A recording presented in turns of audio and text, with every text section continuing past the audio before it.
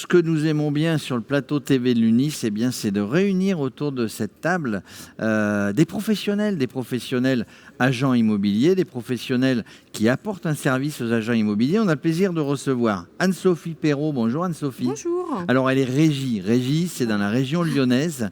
C'est l'administrateur de biens. On l'appelle régie. Je ne sais pas pourquoi, mais on sait quand on nous parle de régie que les gens viennent de Lyon. Et on est avec nous aussi Denis Vanier, qui est d'une société qui s'appelle la CoPro des Possibles. Alors tout d'abord, Denis, c'est quoi la CoPro des Possibles? Alors la CoPro des Possibles, c'est une école de la copropriété qui mise sur les relations humaines comme clé de réussite de projets collectifs. On est partout en France sur cette région. On est surtout un programme copiloté avec le ministère de la Transition écologique. Madame Vargon vient tout à l'heure et je la salue. Et puis l'ADEME. L'ADEME. Donc vous êtes sur le terrain, sur cette thématique de la rénovation, de trouver des solutions. Et vous, c'est des solutions que vous cherchez, Anne-Sophie Perrault, parce que vous êtes là aussi pour conseiller des bailleurs. Vous n'êtes pas syndic. Exactement. Donc vous n'êtes pas syndic, mais vous avez besoin peut-être de solutions qu'ils pourraient vous apporter. Voilà. Vous vous êtes croisés, on s'est dit, elle va peut-être poser des questions qui seront évidemment forcément intéressantes à Denis. Alors, l'administration de biens, vous êtes partenaire UNIS, enfin vous êtes adhérent UNIS depuis 6 longtemps. ans maintenant. Depuis 6 ans, ça vous apporte évidemment tout ce que vous recherchez. Vous faites de l'administration de biens. Voilà, mais effectivement que de la gestion locative, donc je ne gère pas de copropriété, mais je gère des bâtiments entiers qui peuvent appartenir donc à un seul propriétaire. Donc on n'est pas en copropriété, mais on est sur la même, on va dire, sur la même composition, hein, plusieurs appartements sur un immeuble, sur un bâtiment. Ça n'est pas juridiquement de la copropriété, mais vous avez les mêmes besoins, j'allais dire. Exactement, tout à fait. Et c'est comme ça que je suis donc allée voir tout à l'heure. Alors, quelle question vous lui avez peut-être déjà posée ou vous lui poseriez? Eh bien, la question première, j'ai dit comment vous pouvez m'aider. Donc il m'a dit bien, quel est votre problème? Il a dit oui, bon, je vais vous aider.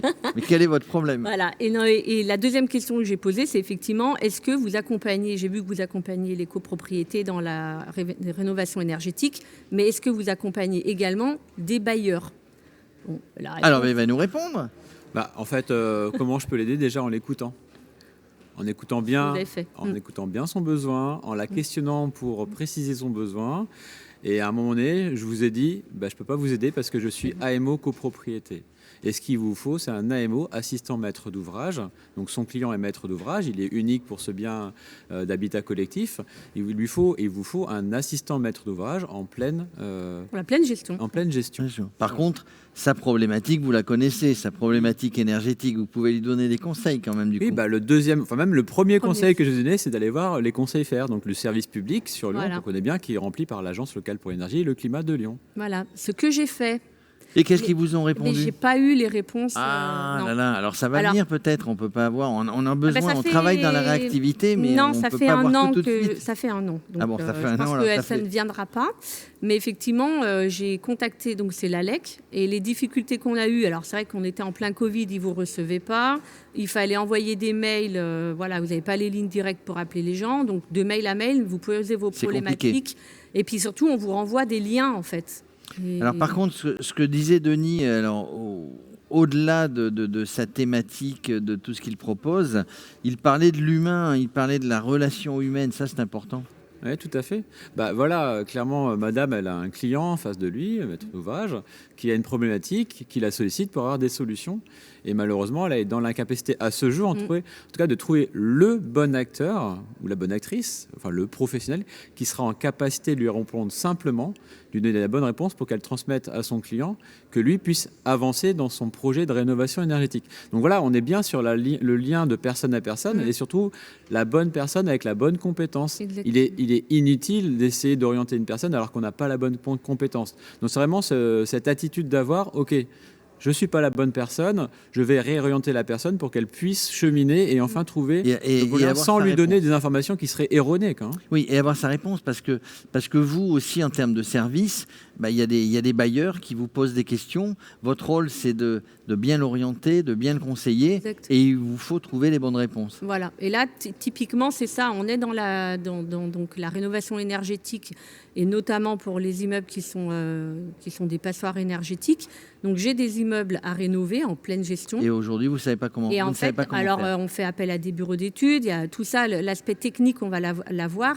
Mais on a quand même un problème financier. C'est-à-dire que moi, mon client, il me dit très bien, aujourd'hui, je dois faire des travaux pour sortir des passoires énergétiques. OK, je suis prêt à le faire. Mais quelles sont les aides à mettre en face?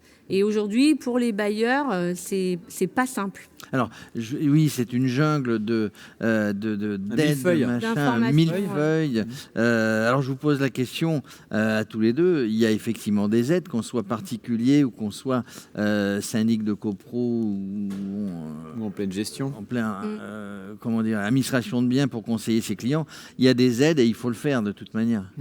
En effet, tout le monde n'est pas sans ignorer qu'on a des enjeux climatiques, il y a une certaine urgence. Alors certaines personnes n'y croient plus ou moins, bon ça commence à venir parce que les scientifiques ont de plus en plus de preuves et puis et de poids parce que ils s'accordent maintenant, ils ont les mêmes constats, ils se rejoignent et voilà, il n'y a plus de doute maintenant, voilà.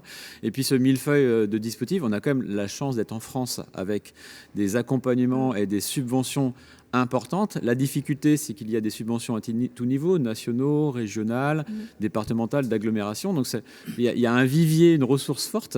Et c'est vrai que sans spécialistes de tous ces dispositifs, sans AMO, assistant maître d'ouvrage, pour le grand public ou pour certains professionnels qui n'ont pas l'habitude de traiter la rénovation énergétique, c'est très compliqué de s'y retrouver et de synthétiser tout ça pour connaître son reste à charge. Et puis en plus, je crois que sur Lyon, notamment, c'est une des villes où il y a une problématique au niveau de l'encadrement des loyers qui complexifie le sujet. Voilà, parce que là, on a l'encadrement des loyers qui est tombé à Lyon et très, très objectivement, pour ces immeubles que j'ai à rénover qui sont sur la commune de Villeurbanne, donc qui est aussi concernée par l'encadrement des loyers, j'ai mes clients qui doivent faire des rénovations énergétiques importantes pour sortir donc des passoires énergétiques et ils viennent d'apprendre que sur des studios d'une quinzaine de mètres carrés, ils allaient perdre 100 € de loyer par mois.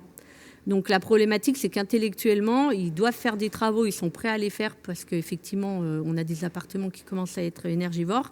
Mais la contrepartie, c'est que non seulement ils perdent des loyers, et aujourd'hui, ils me demandent quelles sont les aides.